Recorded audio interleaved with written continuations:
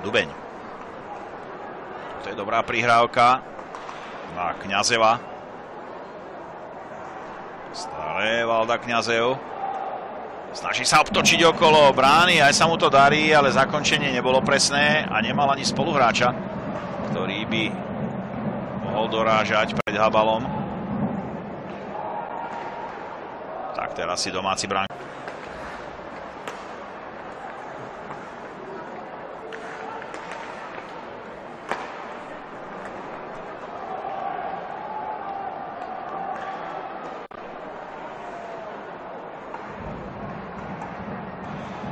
Aspoň na co koukat, to je pravda.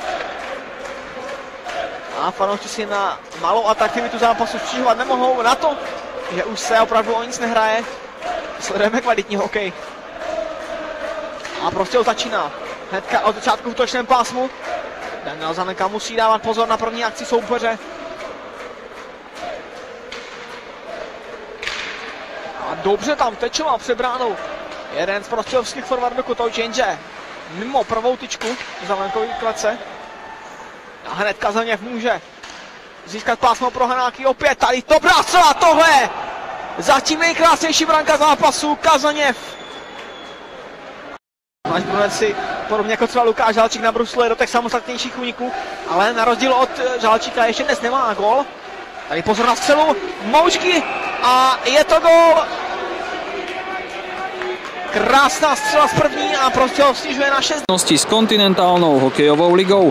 V drese Sibir Novosibirsk odohral vyše 30 zápasov. Napriek mladému veku budú preto očakávania vedenia klubu smerom k nemu tie najvyššie.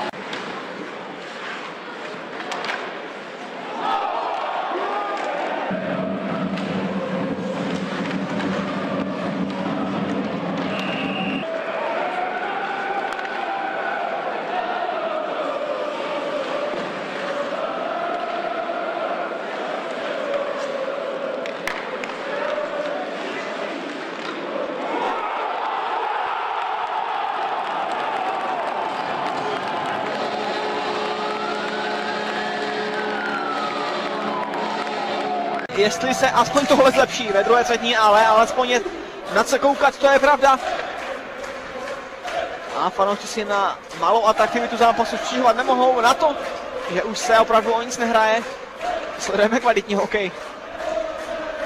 A prostě začíná. Hnedka od začátku v útočném pásmu. Daniel Zaneka musí dávat pozor na první akci soupeře. A dobře tam tečoval před bránou.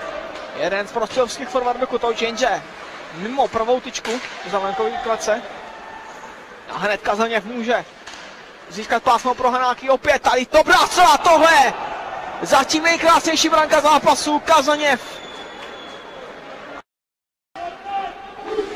Je pravda, že máš Bruneci, podobně jako třeba Lukáš Žalčík nabrusluje do těch samostatnějších úniků, ale na rozdíl od Žalčíka ještě dnes nemá gól. Tady pozor na střelu, Moušky a je to gól!